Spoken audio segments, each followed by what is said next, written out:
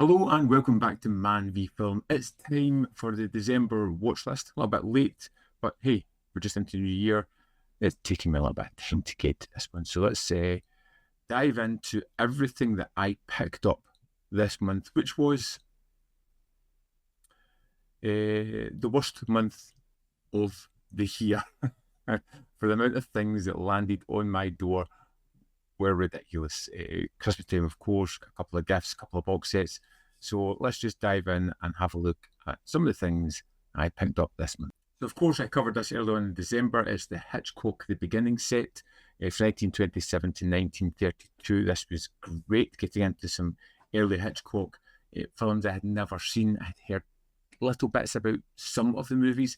They were all kind of worthwhile checking out. A couple of ones that I probably won't ever go back to, but for the most part, I could see early moments of Hitch in this, and that made me eager to check out the Hitchcock Classic Collection Volume 2 on 4K, which I got for Christmas, and I've watched a couple of those films so far, and they're great. I'm looking forward to delving into more of that. One of the big things that really added to my watch pile is Shawscope Volume 3, which I have kind of opened a little bit, but it's still got some cellophane on it. I've had it out having a look at it, and hopefully going to start it this month. Fingers crossed. Right, on to the massive Vinegar Syndrome pile. So, got reviews for these coming soon. I've got Congo in 4K. Absolute joy to revisit that one. I've posted a review already for The Keep, which is Michael Mann's film that he's kind of wrote off, distancing himself from through all the kind of studio shenanigans. It was worthwhile checking out. You can see that it's an incomplete kind of film. It's just a shame we're never going to get the complete version of that. Vinegar Syndrome, again, looking for Mr. Goodbar on 4K. Not a Vinegar Syndrome film. It's better than that. But there's a review again to come for that. Some VSAs. Shaw Brothers, Love on Delivery, which was a Stephen Chow film, which was probably one of my favourite Stephen Chow films. It was genuinely hilarious. I found so much in this to be really funny.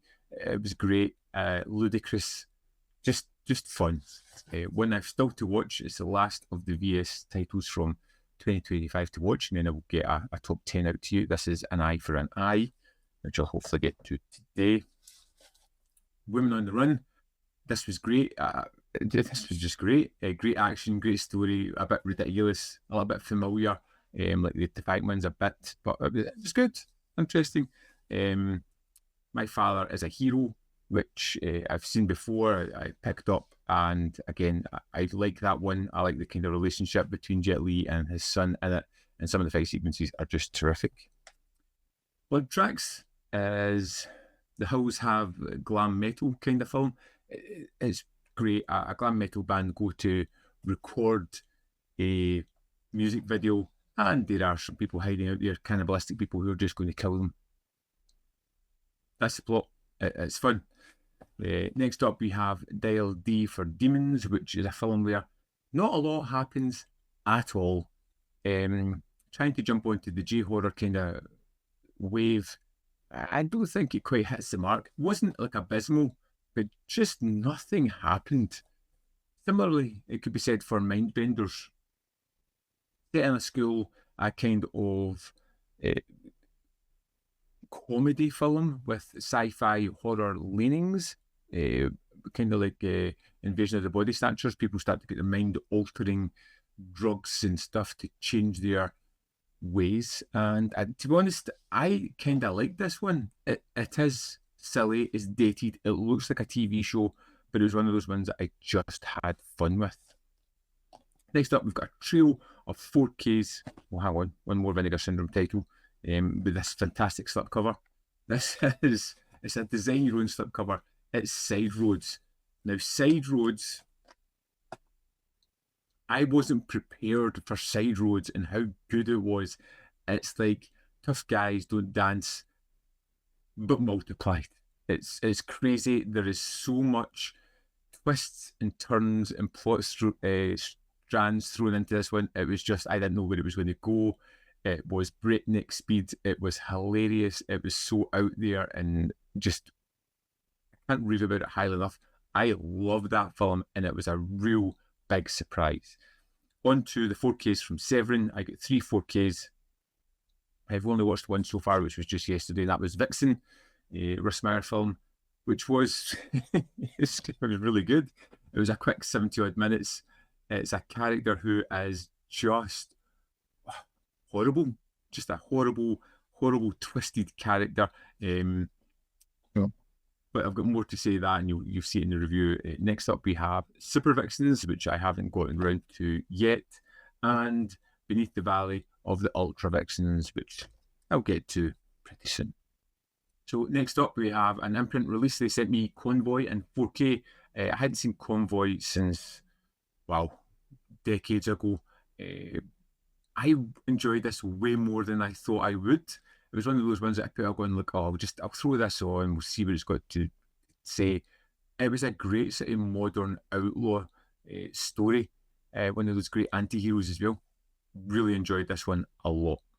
I picked up Papaya Love, Goddess of the Cannibals, which I covered fairly recently. So last of the Criterion sale at the start of the month, I picked up a few that I kind of wanted to get. Risky Business on 4K was an absolute joy to revisit. The score, the story, the idea that this could all just be a fantasy is something I really kind of like. I also picked up Scorsese's Raging Bull, which I hadn't seen in a number of years. Love it. It's one of those ones where you're following a main character who is repulsive.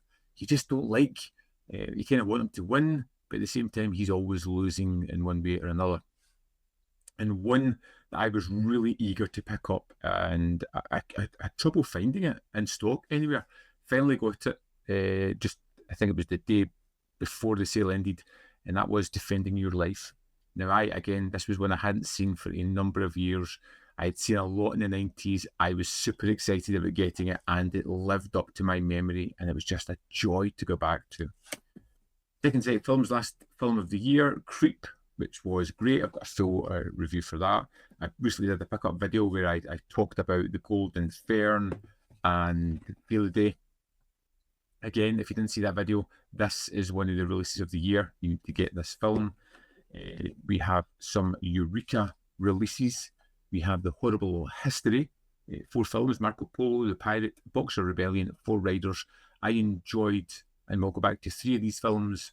One was good, but not something I would revisit. So stay tuned and you'll discover which one that was. A terrific release from the Masters of Cinema was The Secret of Nim. Again, one that I loved way back. I got to revisit again, and it lived up to my memories and was an absolute joy. I'm looking forward to rewatching this one pretty soon. And then on to the final Radiance bunch I got for this year. Still waiting on the December bunch to come at some point. We have The Story of Adele H, which is an almost kind of biography of a character, the daughter of Victor Hugo, and her obsession over a relationship, and rather than spanning like a long period of time, it kind of focuses on a defining part of her life, which I really kind of liked. Slap the Monster on page 1. Jean Maria Volonté stars in this one. It was great. It's all about the idea of newspapers and how they can control narratives of story, subverting the truth to their own whims. And when you've got the editor played by Volonté, it was just phenomenal. Japan Organised Crime Boss, which the review has just went up pretty recently for that, and Panic in Year Zero, which I reviewed a little while ago. So, great releases. I am waiting on the December package for Radiance. Once I check all them out, I'm going to be doing a best of the year from them as well, so look forward to that. Okay, so that's everything that I got. It was an incredible, if you break it down to films, I know there was a lot of sets there, 62 films, and that was daunting. I just, after a couple of months of getting the watch pile down, and this being Christmas, being that I work in retail, and this was a busy time of the year, this was a struggle to get through. So the watch pile goes up this year, as you'll see. Here we are in Letterboxd, where I started off December with Fantomas, the silent film from the Louis Fulet set And it was one of those ones where I went, I'm just going to watch one of the movies. It was like 5 movies in this. I'll just watch one and we'll see how we go on. And before I knew it, 6 hours had passed. I had watched all 5 of these things and absolutely loved them. I'm looking forward to delving into this set. I'm going to savour it throughout the year. It's something I want to savour because it was an absolute joy. Terrific. And then I watched Creep. So let's move on to the rest. Defending Your Life, which I talked about, was a 5-star movie for me. I finally got around to the Drive 4K that I've had sitting for the longest while. Looks terrific. It's just a film I absolutely adore. Another one of those ones I found in the 90s on TV, satellite TV, and just absolutely adored it. Papaya Love Goddess of the Cannibals was fine, fun, not the greatest film. Not enough cannibal action for me. Top Secret was one that I watched with the members on my channel. Well, a couple of people, and Ryan, who kind of hosted that one. It was great. It was just fun checking that out. I kind of come off of a spell where I had feel like run down and stuff like that, and it was nice just to spend time with people and watch something that I wasn't going to review and just to enjoy. Thunderbolt was an indicator release from their sale, which was really kind of fun. A nice, surprising tale about a criminal, his girlfriend, and a innocent man stuck in his love triangle. Risky Business, as I spoke about, loved it. Raging Bull was terrific. And then we kind of move into the Hitchcock box set. We won't go through all these because I've got reviews for all of them up on the channel. Murder, Sin Game, Blackmail, The Ring, all good. I think my favourite from that bunch was probably Murder. I watched The Terrifier 3, and it's fine. But I don't see what everybody else sees. I think, there's some interesting moments and a lot of this is just boring moments as well. Back into the Hitchcock set, Juno and the Peacock, Rich and Strange, number 17, which was terrific. Kind of broke them up with The Secret of Nim, which was great. The Farmer's Wife, Champagne, The Manxman, and the documentary that is on that set as well, Becoming Hitchcock, The Legacy of Blackmail, which I really enjoyed. That was a great documentary, talking primarily about blackmail, but almost Hitch's work in silent, how he moved into sound cinema, how a lot of the things that he did became more prevalent in other movies. It almost like it was like a learning curve for him. Great documentary. Panic in the Year Zero, like I said, from Radiance was great. Feel a Day, which I am going to continue to harp on about, an amazing release and one you need to check out. The Four Assassins, otherwise known as Marco Polo, from the Eureka set, along with The Pirate. I watched one of the Farley brothers, Dear Santa, with Jack Black, and it was a movie designed for kids, so I didn't get a lot out of it. Boxer Rebellion from the Eureka Horrible History set, as is Four Riders. I took my kids to see Sonic the Hedgehog at cinema. Again, it was fine. I've kind of enjoyed that trilogy for what it is. I'll probably never watch them again, but for one-time watches at the cinema with the family, they were fine. Japan Organised Crime Boss was another great Fukusaku. Slap the Monster on Page 1, which was equally great. The Story of Adele H, probably my least favourite of this bunch of Radiance titles, but was still a good, solid movie. On Christmas Day, we watched Vengeance Most Foul, the Wallace and Gromit film, which was really enjoyable. I had a good time watching that. The Keep, which was, it's a misfire for sure, but a very interesting one. The Golden Fern from Death Crocodile was terrific. Revisiting Congo was just an absolute joy. Pretty Woman was one of those movies that just started in the TV, and I just watched it. Like I was intending to go to bed. The news had finished. This had just started, and 10 minutes in, I was like, I'm watching all of this. It'd been a while. Sliver from Vinegar Syndrome, which I couldn't show you in amongst this because I've already sold it and it's away. Going. I didn't like it. I'm never going to revisit it. Looking for Mr. Goodbar. Again, that's that film. The review's coming soon. It feels like a Criterion or a Fun City Editions release. A little bit more in your typical Vinegar Syndrome effort. Convoy, which was great. Blood Tracks, which I talked about, was good. Invasion of the Mindbenders, which even at 2.5, I enjoyed. And then you've got DLD for Demons, which is a 2.5 film, which I didn't really enjoy. You get that kind of disparaging distance where, two films they're the same, but they're kind of worlds apart, just based on my level of enjoyment. And then Roald Dahl's The Witches, which I watched because I just read the book with my youngest daughter, and I wish it was the older version with Angelica Houston, because that was way better. Way better. And then on to January's releases. So I want to pick up very little this month because I'm planning on getting the watch pile down.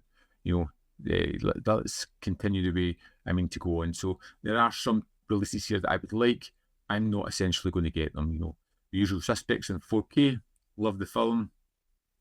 Quite happy to get a standard edition further down the road, I think, on that one. And Glorious Bastards, I'd like to pick up, but it's just because it's a film, a firm favourite. And after doing the announcement video for that, someone pointed out that I've already got a 4K. So I want to see what the transfer's like to see if it's worth upgrading. We have some more 88 films here. Get The Cell coming out, which somebody said I should really check out again, but I don't know if I have the energy to do that. There was a Criterion that I was curious about, Mikey and Nicky, which is one I've wanted to see for a while. But the Criterions hang about. They don't run out. They're not limited edition. They're always there, so I'll probably pick it up at some point. Then we have Cure in 4K, which I will get because it's Masters of Cinema. Captain Kronos, I am curious about. We shall see. High and Low is a terrific Kurosawa, probably my favourite. And it's a 4K, so I may get that. We have got some Radiance releases here. We've got Il Posto and I Fidanzate, which I will get because it's Radiance, along with Underworld Beauty. Running on Karma is another Masters of Cinema film, which I will eagerly get. Weak Spot, Radiance, I will get that. There's an Italian collection from 88 films, which I'll probably hang off on, but pick up at some point. Then we have the Russ Meyer 4Ks that are being released, which I've got there. The re-release will be up closer to release date for that one. Seventh Samurai is already getting a standard release, and I have still got the one I picked up just before Christmas to check out at some point. It looks as if the Russ Meyers are on Blu-ray as well. So there's not a lot there that I'm really eager to check out. I will probably just go for the Radiance and the Eureka titles, and that will be it.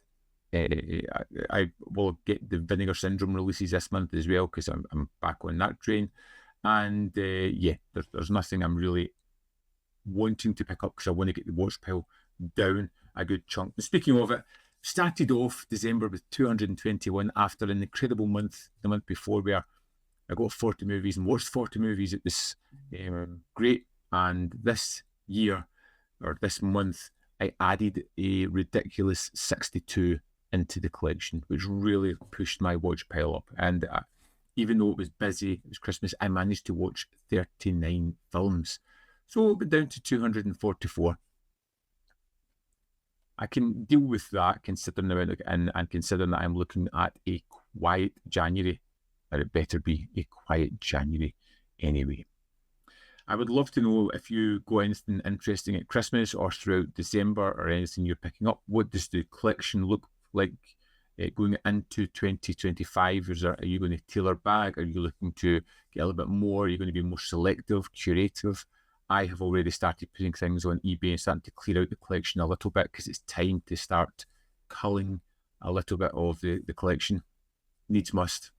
Money, space, both are required to continue in this journey.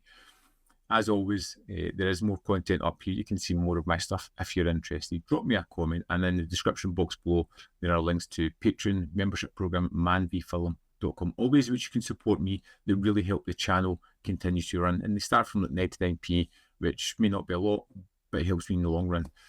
So I will see you next month with the January watch pile. Get into the new year. with hopefully some better results. Thanks for watching. See you next time.